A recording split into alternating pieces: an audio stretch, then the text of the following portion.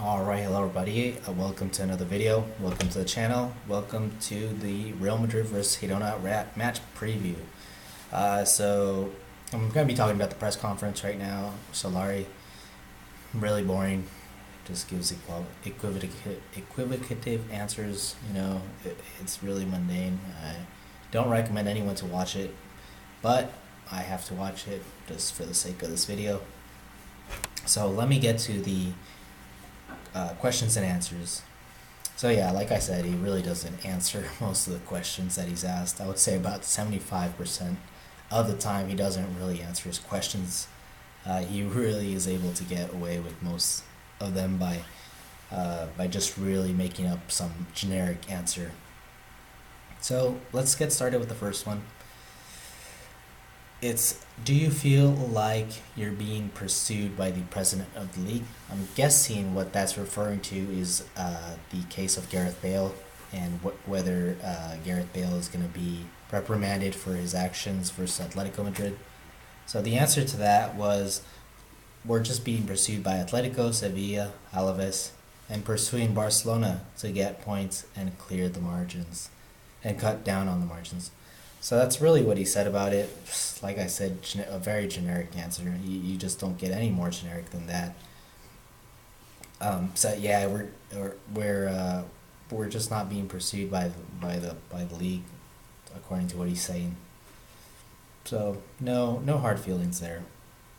Now, the next question is, the league denounces the gesture made at the Wanda Metropolitano. Is it just or is it odd? So the answer to that was, it's very much anecdotal. We're giving it a lot of transcendence.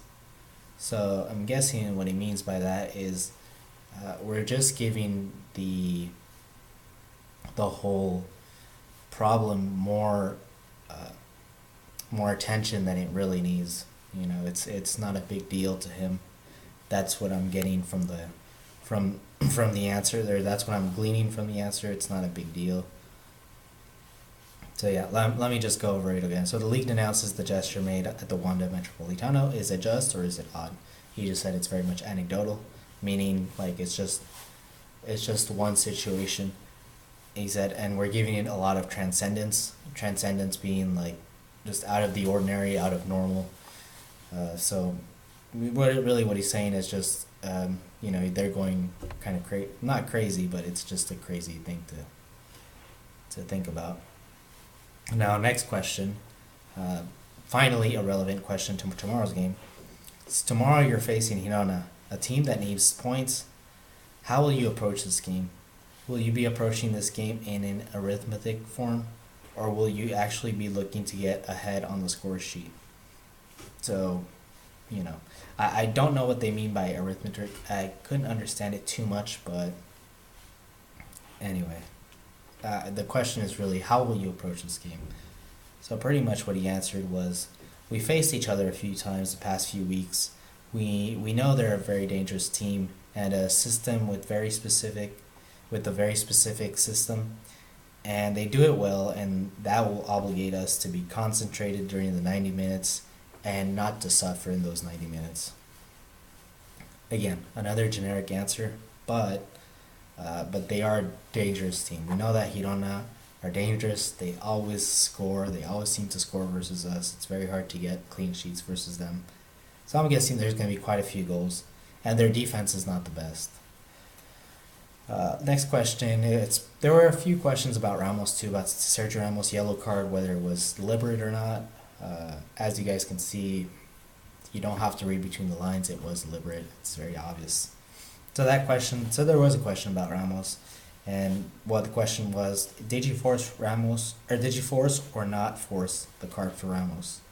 Do you believe Ramos found the card or not? What he said is, I think the actions speak for themselves, and the speculations are not needed. So pretty much what he said is that the actions speak for themselves. They're there. You just have to deduce what happened in that situation, and it's really obvious to everyone who sees what happened that Ramos was asking for the yellow the bench probably gave him the okay, and he got the yellow card. That's what happened. You don't need to ask any more questions. It's blatantly obvious what happened. So that's pretty much what he's hinting at there, or what he's alluding at. So okay, Sergio Ramos. Yeah, there was another question, but this time it's gonna be referring to Vinicius's form. So there was a question to Sergio Ramos about Vinicius, and Sergio Ramos pretty much answered, "We shouldn't carry the backpack of back. We shouldn't carry the backpack of of rocks for Vinicius. We should let him enjoy." And now there was a question in regards to that.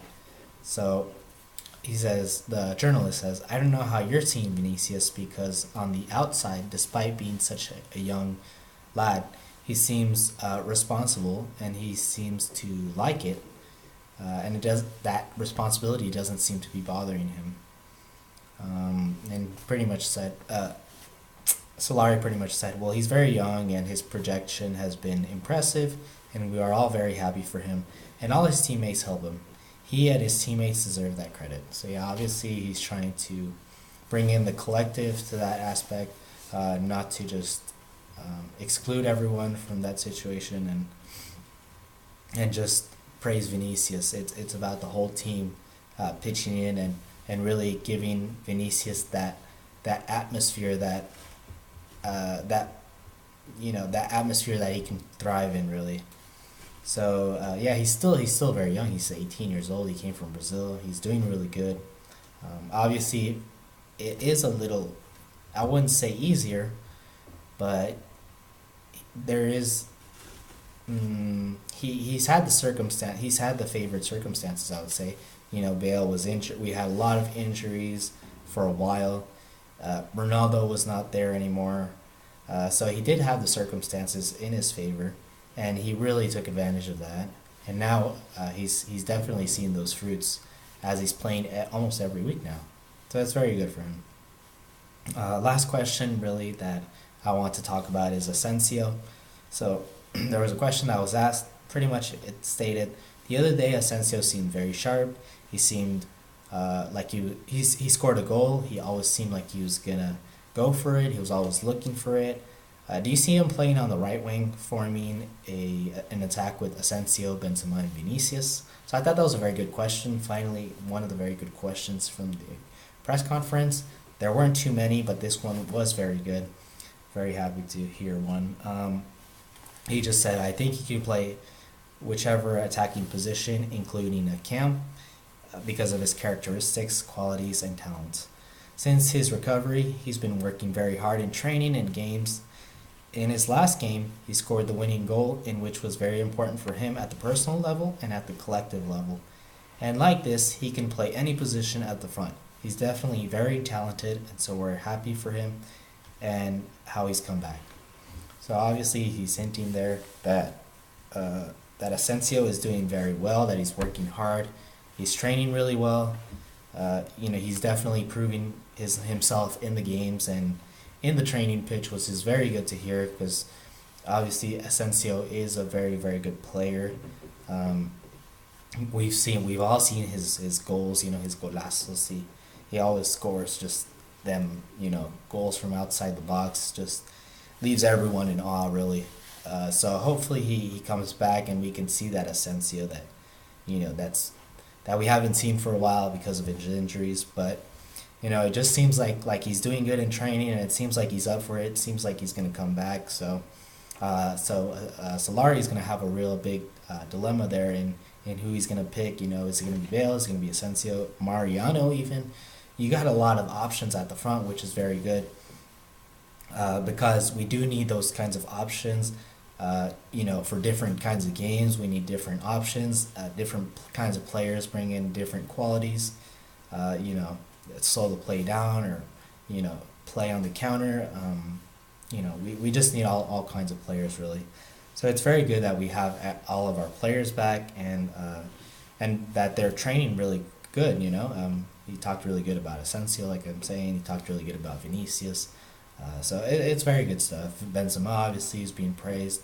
Bale was being praised, even despite not making the the first 11, he was being praised. So it just seems like everyone's training really good at the moment. But again, is it generic or is it real? That's the question, because he does come up with a lot of generic statements, and I think that can be frustrating for a lot of reporters, including the fans.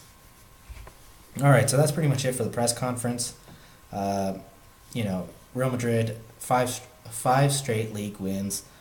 In the 7 out of our 8 games, I think, of our 8 last games, 7 of them we've won. So we're doing really good.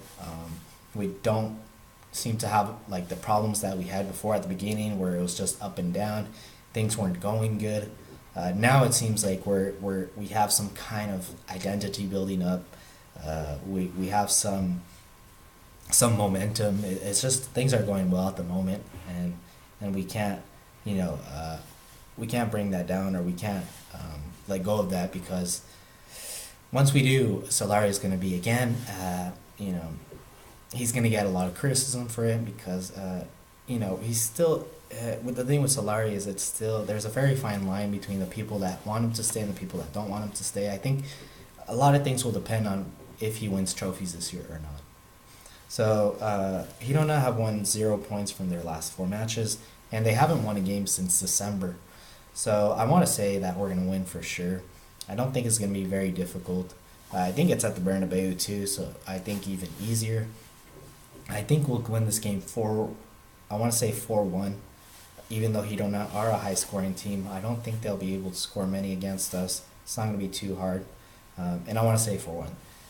Now for the starting lineup, I think he's going to go with Courtois goal, Dani Carvajal right back, Sergio Ramos and Varane at the center back positions, and at the left back he'll go with Reguilon. As we've seen in the previous matches, he goes a lot with Reguilon. And then in the midfield positions, you will have